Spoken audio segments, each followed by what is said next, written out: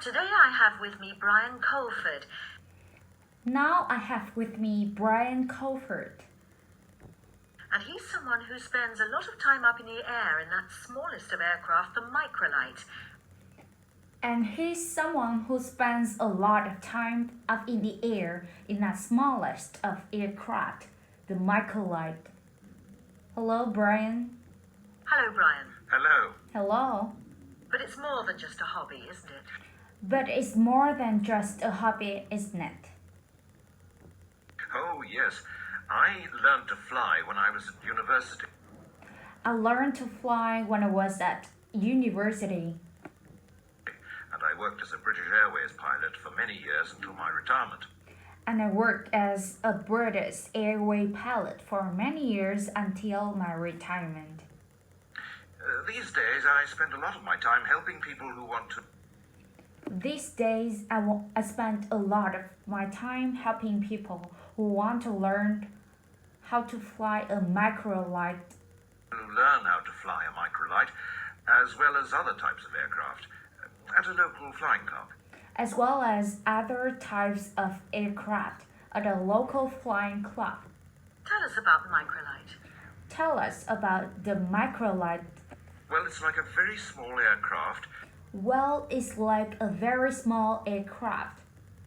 Which is powered by an engine. Which is powered by an engine. The thing with microlight flying is that it's the closest you can get to actually feeling like a bird.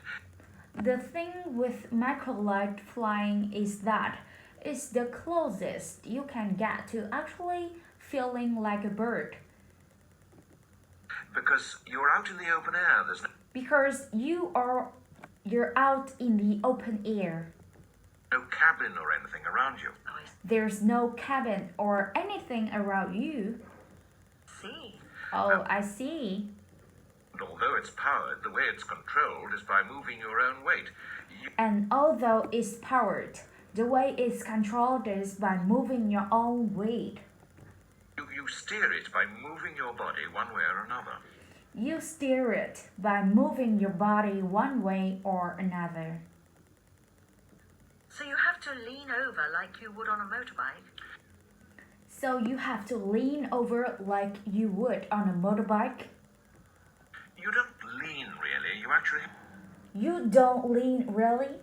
have to push. So You actually have to push. you have to be quite fit, especially for a long flight. So you have to be quite fit, especially for a long flight. Which brings us on to the other thing which I know about you, and that is that you've recently broken a world record. Which brings us on the other thing which I know about you, and that is that you've recently broken a world record. Tell us about that. Tell us about that. Well, it involved flying over 4 continents.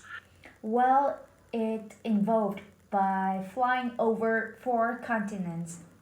Because I left from London and flew over Europe, Africa and Asia on the way to Australia.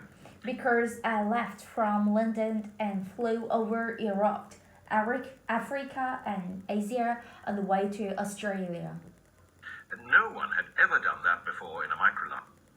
No one had ever done that before in a microlight. The organisation for a long flight must be very difficult indeed, Brian. Surely you... The organization for a long flight must be very difficult indeed, Brian. Surely you didn't do it all on your own. Surely you didn't do it all on your own. You didn't do it all on your own? Yes, I had no helpers. Yes, I had no helpers. It was a matter of planning my route in advance and finding out where I'd be able to get fuel en route. It was a matter of planning my route in advance and finding out where I'd be able to get fuel en route. And knowing how far I could plan to travel safely each day.